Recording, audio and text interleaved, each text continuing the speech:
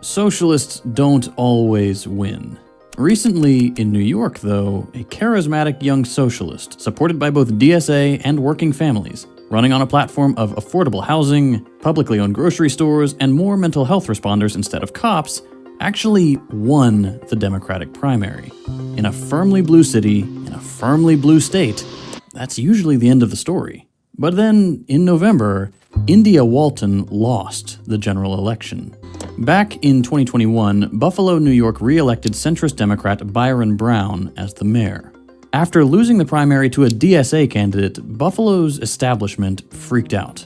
Millionaires, real estate moguls, Republican donors, all terrified by the prospect of a politician they hadn't completely bought and paid for running a major city, formed a united front basically overnight and swept Brown into office on a write-in campaign and a mountain of establishment money.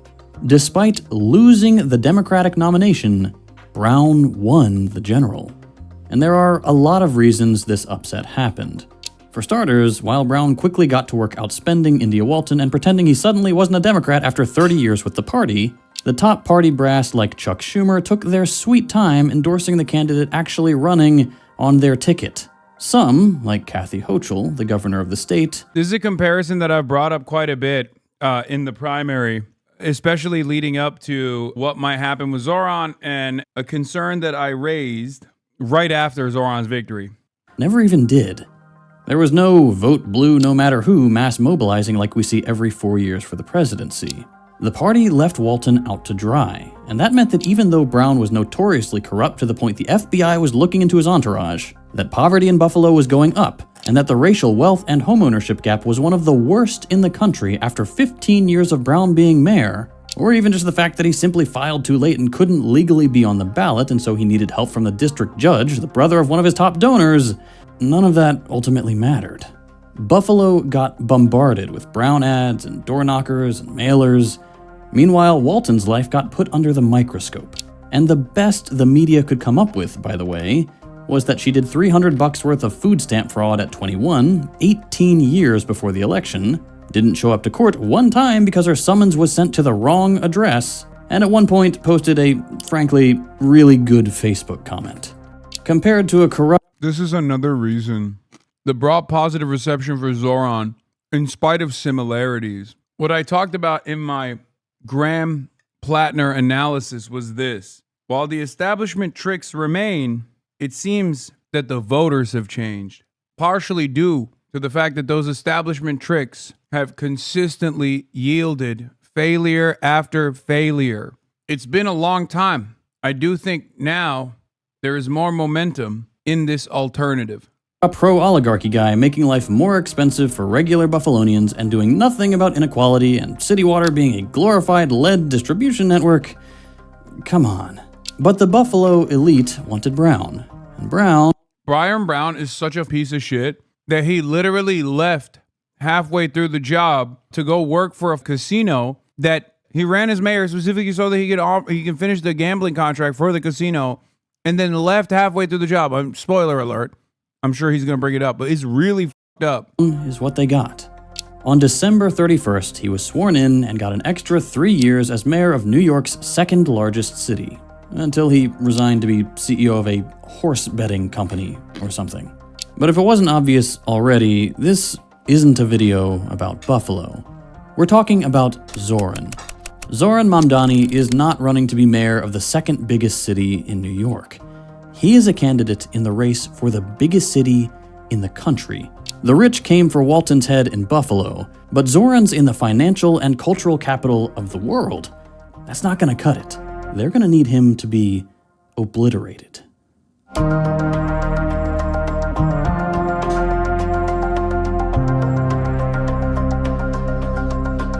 Maybe sometimes white boys can get hit with the Dominican Ray and become good. Because JT has been hit with that Dominican Ray. And in the past, we just knew about Jeff Bezos getting hit with the Dominican Ray. We saw Mark Zuckerberg get hit with it, and they became worse. Second Thought, on the other hand, has only gotten better. There is, I think, a real fear among the rich and powerful that a whisper of socialist success here could be a warning shot for their way of life everywhere. Just look at them freaking out.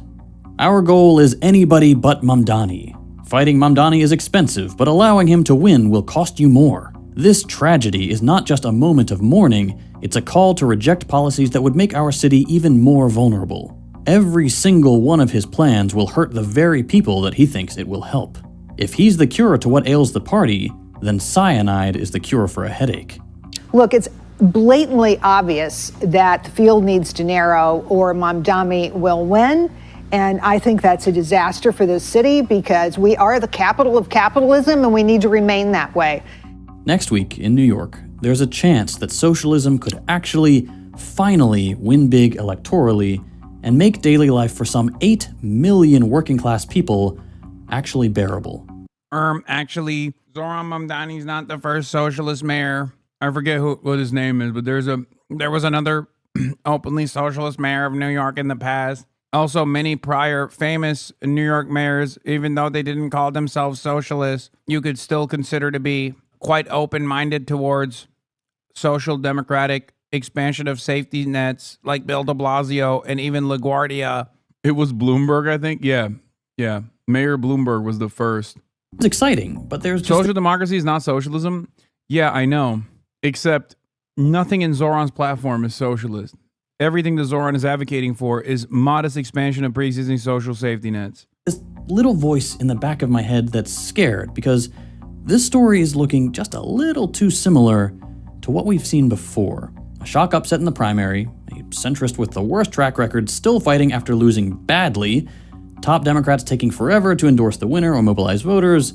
Meanwhile, random dirt about petty bullshit like stolen tables and college applications. Thank you. Yes, it was David Dinkins. Makes the rounds in the media. They are trying to run back the Walton strategy, but it's not going to work. And I think they know that, and I think that's making them more desperate. As of writing, just about every poll is showing a Zohran win. This one even shows what could happen if everyone but Sliwa, everyone but Adams, and everyone but Cuomo drops out and they all unite behind one guy. In every single hypothetical, Zohran comes out on top, no matter what everyone else does. We're editing this script after Adams dropped out for real, and still Zohran is in the lead. And then there's clips like these. I was a bit hesitant actually to take this interview because I didn't want to be seen wearing this shirt. Because I don't particularly support Cuomo. I don't think he's a righteous guy. I think he's a bit of a morally reprehensible person. But for me, I think, even though he's a bad guy, he's paying $200 a day. And even if it is like blood money from like billionaires and super PACs and, not righteous causes, a guy's gotta get money. I'm sorry. So who do you support instead? Personally, I kind of stand behind Zohran Mamdani. I don't think any poll, is going to explain how cooked everyone else is better than this. Actually, you don't even need a long explanation, just these 3 seconds.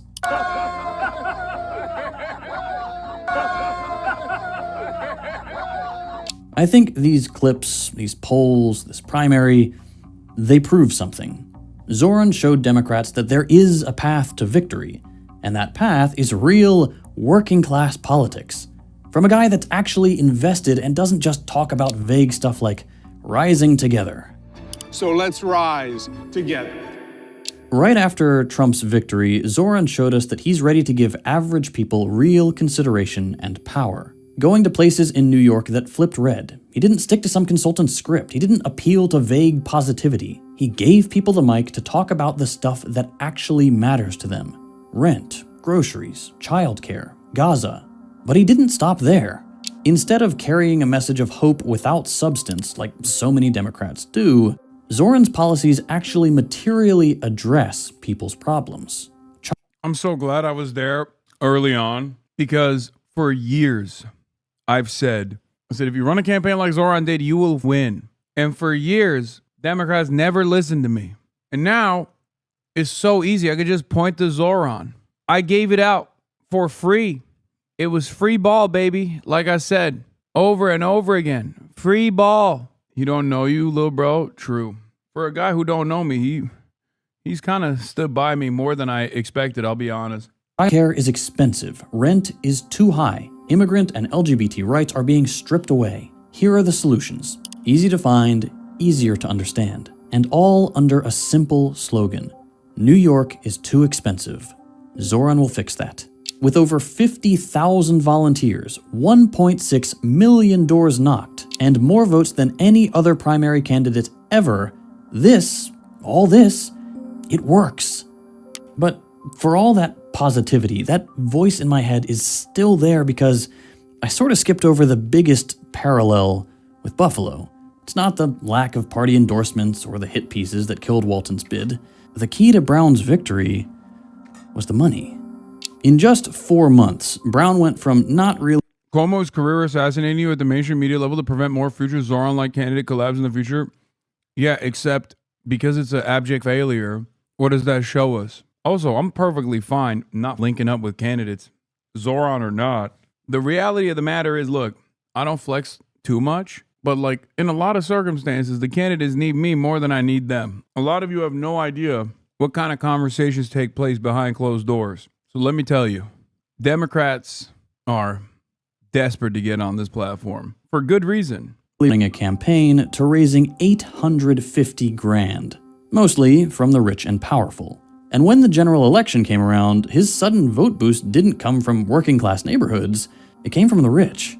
And in New York, the anti-Zohran money isn't what's missing. It's coming from the same crowd we saw in Buffalo. Democratic cowards, Republican staples, and most predictably, the ultra-wealthy. Sometimes all at once. But the scale is just different. If 850 grand in 4 months in Buffalo sounds insane, New York's a whole different ballgame. You might have already seen the campaign finance statistics.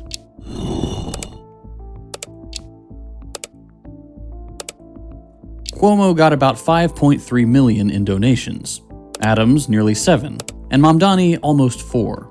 Big gaps and huge sums of money, but public matching has sort of evened things out.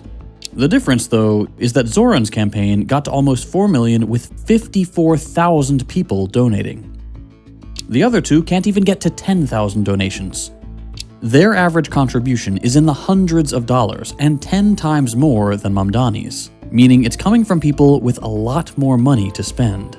But that's not the freakout money. The freakout money isn't out in the open like this. It's in the new super PACs that keep popping up as the rich scramble for ways to shoot Mamdani down. You probably know this already, but super PACs are groups that can legally spend unlimited amounts of money on elections as long as they're not making direct contributions to a candidate and they aren't explicitly coordinating with the campaign. Super PACs are a disaster. They're a scam. They cause dishonesty. And you better get rid of them. The reason super PACs can spend unlimited money is because they can get unlimited money in donations, including from completely anonymous donors like 501c4s and 501c6s, what you might have heard called dark money nonprofits. These amounts aren't limited the way campaign donations are, with caps on individual donations and spending, which is why when you look at what a candidate gets, you see a lot of $2,100 donations. But when you look at what their super PAC gets, suddenly it's a wall of multi-million-dollar receipts.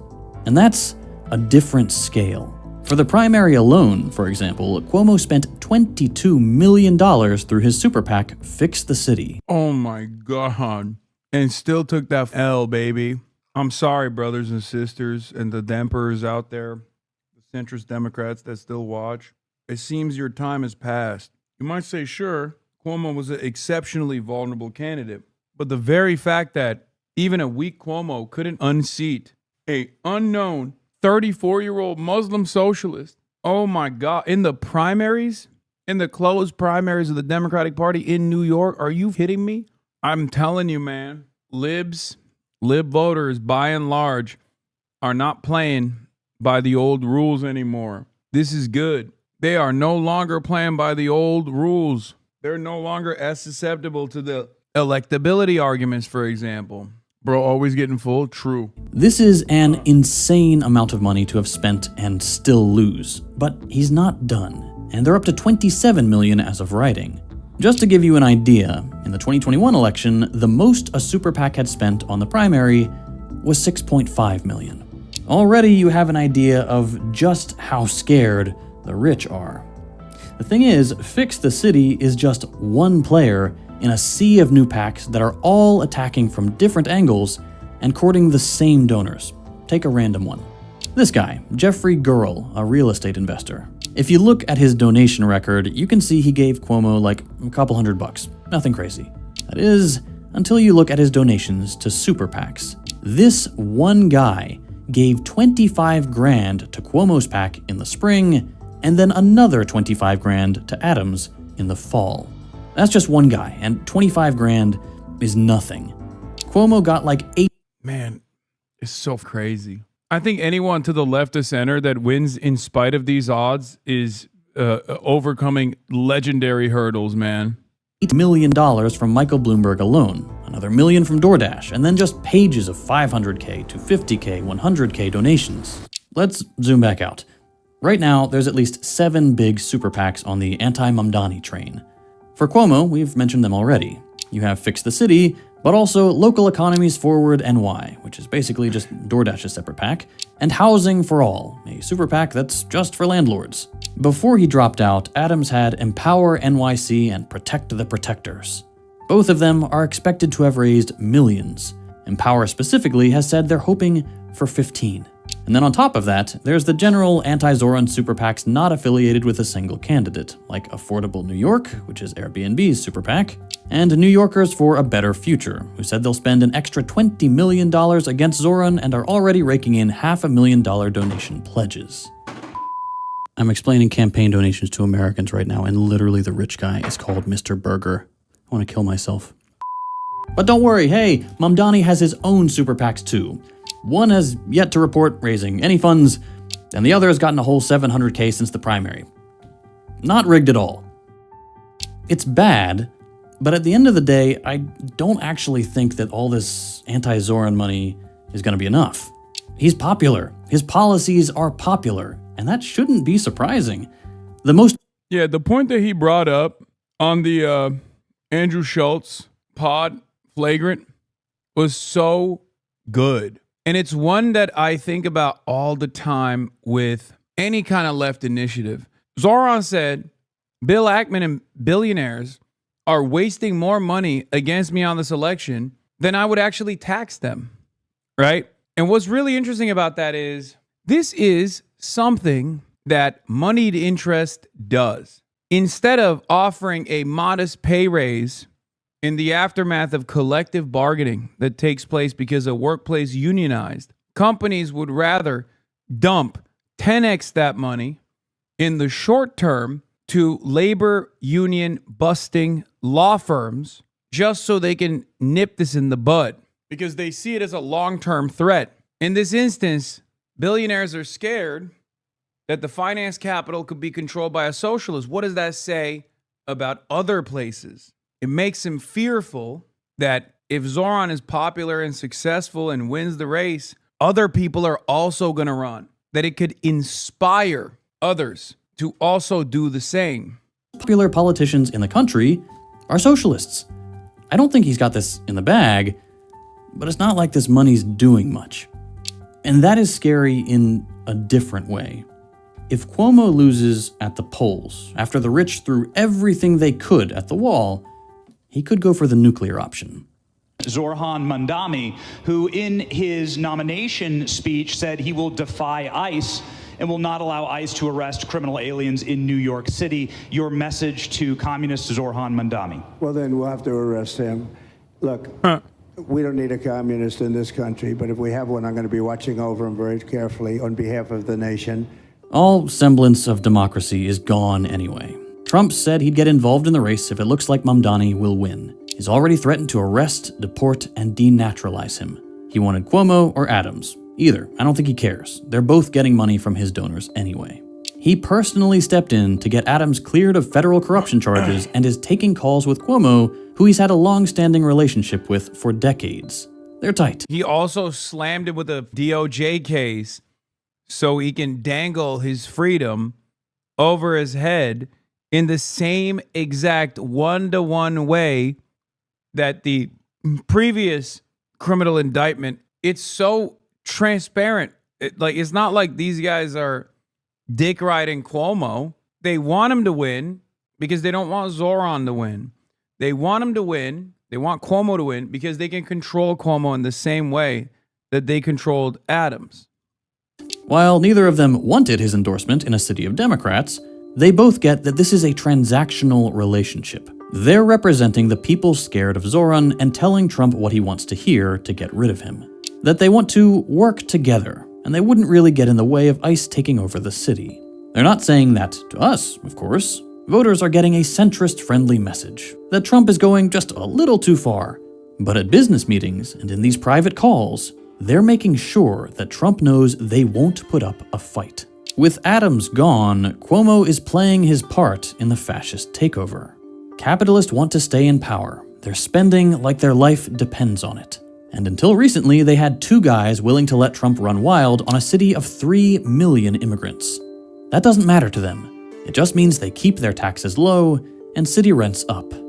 And look, I don't know how this election will go, and I don't know if Zohran's going to be able to get all this great stuff, all these things that he's promised, done if he wins. I do know that there's still a strong candidate for head fascist lackey in the race.